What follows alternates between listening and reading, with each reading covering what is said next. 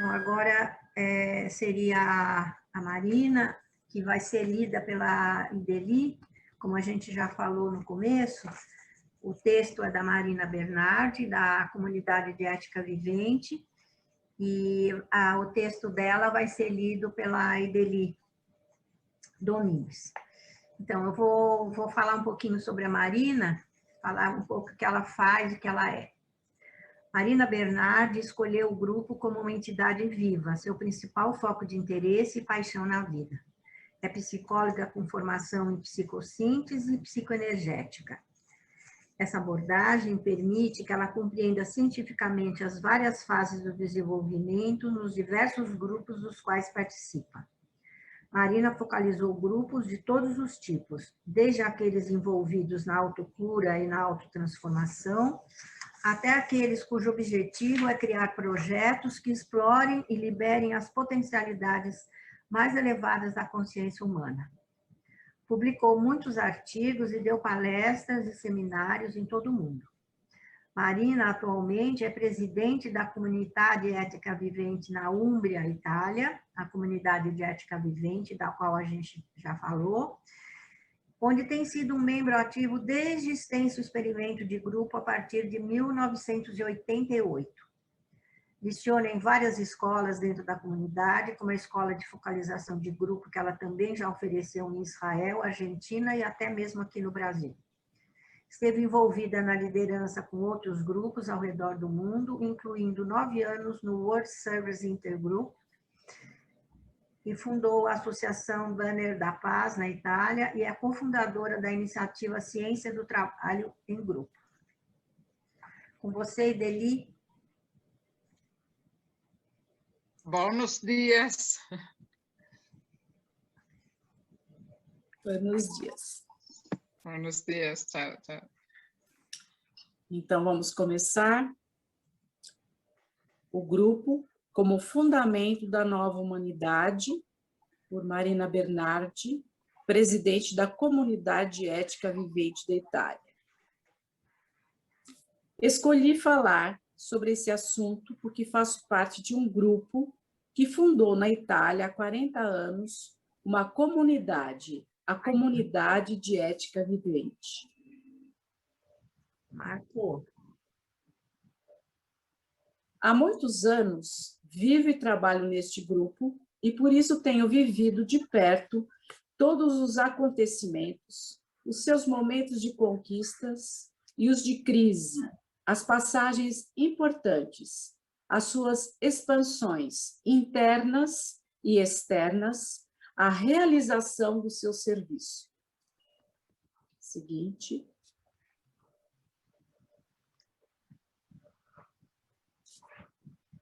Próximo. Neste grupo, a par da experiência de construção de uma vida grupal concreta e visível, através dos seus múltiplos trabalhos, sempre esteve presente a investigação psicológica, psicoenergética e filosófica.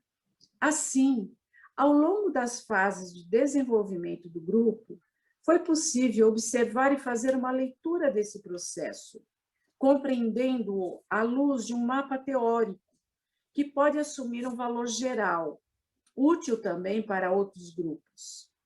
Temas como cooperação, salvaguarda da individualidade no grupo, liderança, tomada de decisão, resolução de conflitos, mudança geracional, morte do fundador e sua sucessão e tantos outros, foram e são vividos dia após dia, oferecendo um rico campo de aprendizagem e enriquecimento da consciência pessoal e de grupo. Próximo. Justamente por ter essa experiência vivencial, posso testemunhar as grandes oportunidades que um grupo pode oferecer para o desenvolvimento da pessoa e como cada grupo pode se tornar uma célula de uma nova sociedade. Seguinte. A nova era em que entramos a passos largos, do ponto de vista astrológico da era de Aquário, como sabemos, tem como nota central a relação, a conexão e o grupo.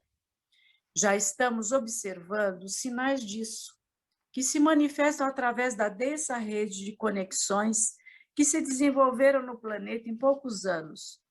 Conexões que são motivadas pelas mais diversas necessidades, muitas das quais de baixo nível em termos de valor evolutivo.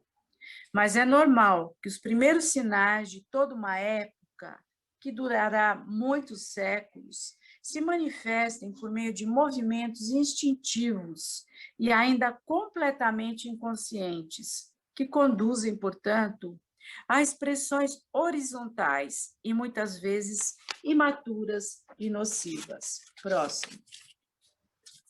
Esses movimentos são a resposta das massas humanas a uma percepção inconsciente da nota das energias da era que se aproxima. Embora em suas expressões externas, o apelo à aproximação com os outros, muitas vezes, adquira características de banalidade, superficialidade, prepara a consciência humana para o sentido de interconexão entre todos os seres. Seguinte. A difícil situação social em que a humanidade fica neste momento abre uma importante questão aos investigadores e promotores do desenvolvimento humano. Como aproveitar tudo o que está acontecendo no homem e está despertando maior sensibilidade nas relações e na interligação para uma passagem evolutiva na consciência humana? Como promover uma consciência do valor da conexão entre os seres, que vai além das formas mais óbvias, automáticas e imaturas? Para tanto, é necessário desenvolver uma visão clara das possibilidades que este momento histórico apresenta e de como inseri-las no campo do conhecimento por meio de um pensamento exato.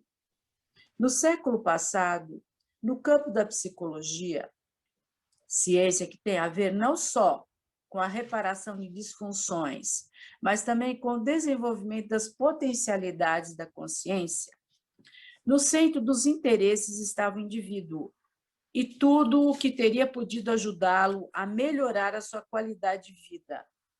As explorações e descobertas sobre os vários componentes da psique humana, conscientes e inconscientes, já iniciadas na segunda metade de 1800, permitiram reinterpretar, em termos científicos, tudo o que antes tinha a ver com a filosofia. Seguinte, hoje, período do relacionamento, o grupo está no centro, e tudo que favorece o seu pleno desenvolvimento e expressão. O termo grupo pode indicar um grupo de poucas pessoas, bem como grupos maiores, até toda a humanidade. Seguinte. Mas, seja ele menor ou maior, cada grupo atende aos mesmos requisitos, obedece às mesmas leis, e é formado seguindo os mesmos processos. E cada grupo é dotado de uma estrutura psíquica própria e de seus meios de expressão. É um macro-indivíduo que reflete, em todos os aspectos, o modelo constitutivo que se encontra em todos os seres vivos dotados de autoconsciência. Portanto, hoje, as questões que se abrem diante de nós são: o que é um grupo? Como sua psique é formada? Como funcionam suas várias partes? Quais são os estágios de crescimento? Que oportunidades oferece? E que desafios apresenta? A aquisição de uma base de conhecimentos nessa área irá permitir-nos viver experiências grupais conscientes e ser capazes de geri-las da melhor forma, orientando-a para a realização do imenso potencial evolutivo contido numa vida grupal. Basicamente, a vida de um grupo é um laboratório vivo, no qual as pessoas podem experimentar a si mesmas de forma intensiva nos vários níveis de relação. Mas também é uma forja estimulante, que facilita a experimentação de métodos e ferramentas que favorecem o processo de crescimento da consciência humana. O homem é um ser social, e o relacionamento com os outros é a principal ferramenta para o amadurecimento da psique humana, onde, pelo contrário, a separação e o isolamento são os principais fatores de adoecimento. Portanto, o grupo é, acima de tudo, um lugar de inter-relações significativas. A família também é um grupo, mas seu caráter de agregação, movido pelo instinto gregário e procriador, até agora geralmente impediu a possibilidade de uma adesão livre e voluntária. Seguinte, onde os indivíduos ingressam em grupos voluntariamente, movidos por uma afinidade de visão e valores e, acima de tudo, onde são direcionados para um propósito comum, que tem uma orientação de crescimento e expansão, pode surgir uma experiência que ativa o aparecer do melhor potencial de cada um e que acelera o amadurecimento do indivíduo e do todo. É óbvio que este é um processo que requer tempo e empenho. Em primeiro lugar, é necessário que todos os membros do grupo estejam cientes do tipo de experiência que os espera e que a escolham livre e conscientemente. A estrutura psíquica de um grupo é completamente análoga à de um indivíduo. Está, portanto, dotada de um corpo físico, representado pela natureza física do grupo e sua forma de funcionamento, ou seja, por seus hábitos, tempos, ritmos, métodos de encontro, relação com o meio ambiente, distribuição de tarefas, enfim, de tudo o que caracteriza a expressão visível e manifesta do grupo. Este aspecto físico deve ser construído de forma consciente e requer uma certa capacidade de autodisciplina para permitir que o todo funcione de forma coordenada. Seguinte, um grupo também tem um corpo emocional, que representa toda a esfera do sentimento. Portanto, tem a ver com as emoções e sentimentos de cada um para todos os outros, incluindo os componentes inconscientes. É, portanto, um aspecto complexo que deve tornar-se consciente, deve ser educado.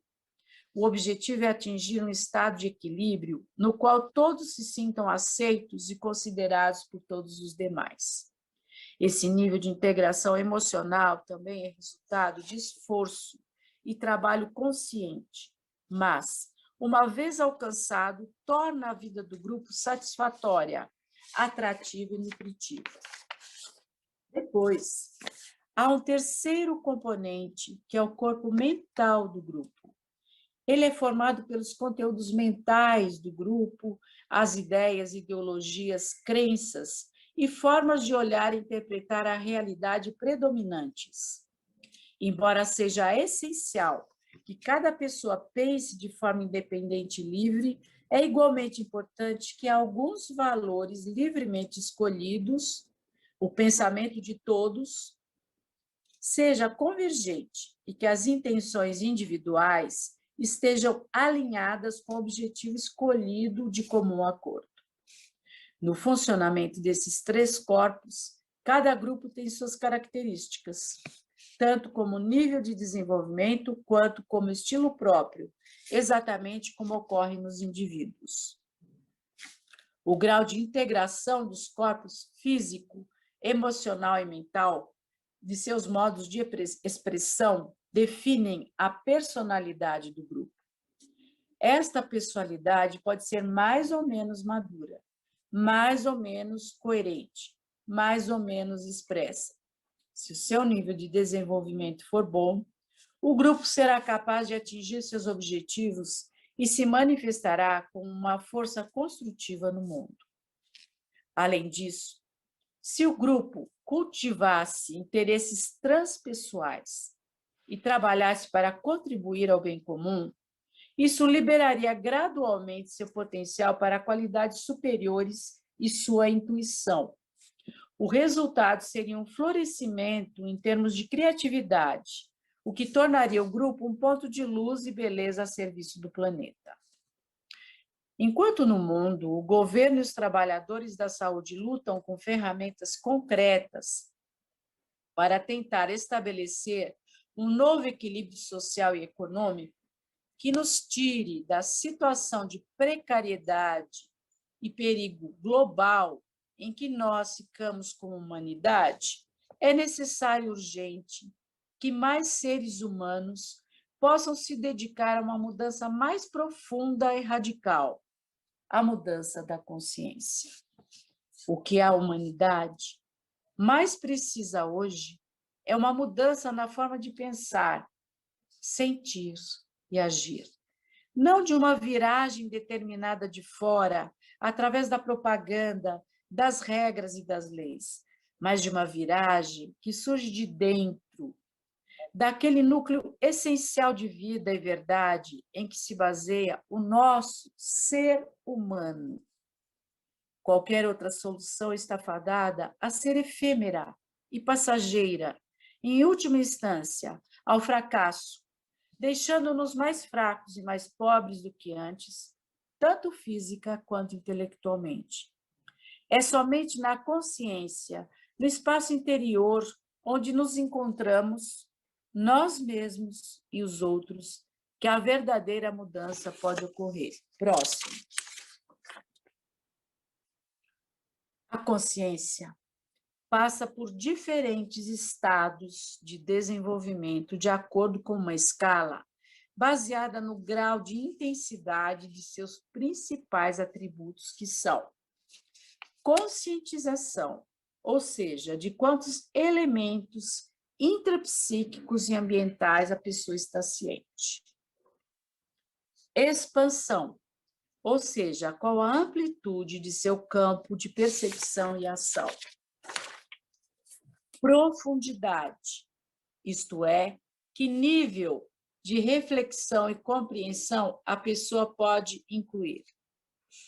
É fácil ver que todas essas três características variam em grau de realização de uma pessoa para outra e de acordo com os diferentes estágios da vida de cada um. Geralmente, ao longo da vida ocorre um aumento progressivo dos três, de acordo com o processo natural de maturação, estimulado por eventos e experiências. Próximo. Podemos distinguir de forma esquemática três faixas diferentes de estados de consciência. Consciência de massa, quando a pessoa vive como uma parte ainda indistinta da massa humana, daí decorrem comportamentos homologados às convenções sociais, com reduzida liberdade e originalidade nas escolhas. Consciência individual, quando a pessoa está em contato consigo mesma e com suas próprias necessidades.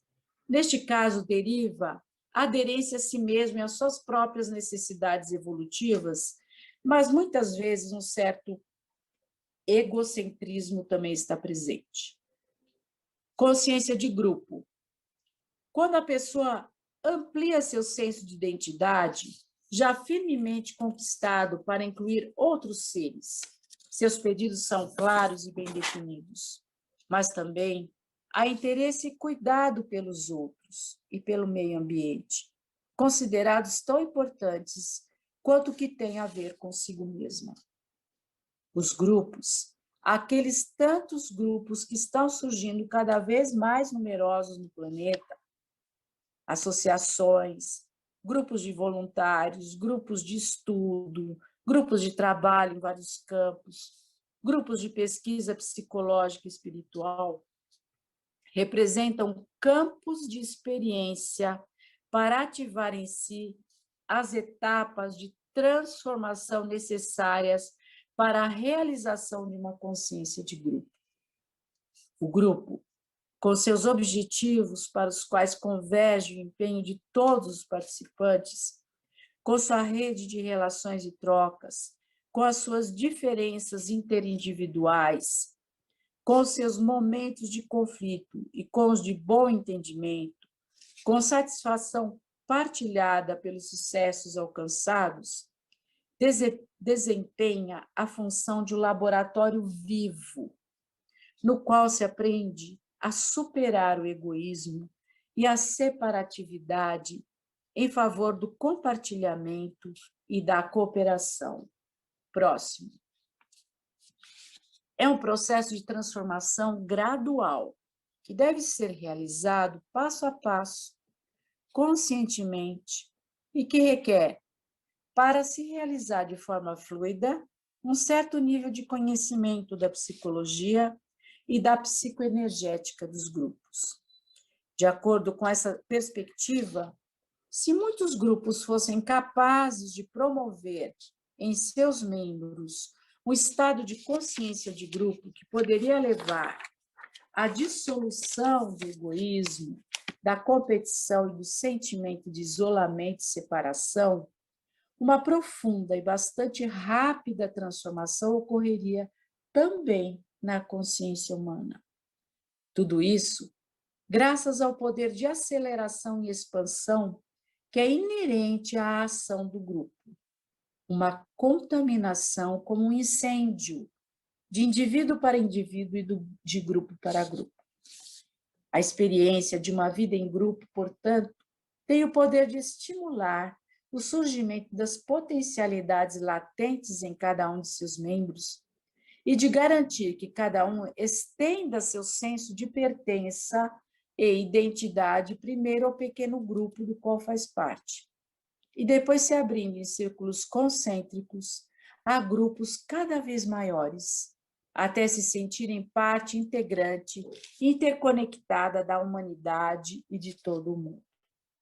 Se esse processo ocorresse de forma gradual e amadurecida por meio do comprometimento constante, testado nos desafios do cotidiano, não seria mais apenas um belo ideal, mas um verdadeiro estado de ser que transmutaria a qualidade de vida. Próximo. Mas no grupo há também uma outra possibilidade, que se torne tão unido, estável e integrado que constitua como um todo uma unidade de serviço criativo e operacional em todos os campos da vida humana. Na verdade, o potencial expressivo de um grupo é sempre consistentemente maior do que a soma do potencial de seus membros. Seguinte. Esse tipo de grupo seria uma grande força evolutiva a serviço do bem comum, dotado do poder de afetar o tecido social e de introduzir novas causas na consciência coletiva. Portanto, só temos que esperar que grupos bem orientados se multipliquem e floresçam em todos os lugares, como base e promessa para um novo humanismo, e que as próximas décadas vejam o nascimento de um novo conhecimento e disciplina, a ciência do grupo. Obrigada.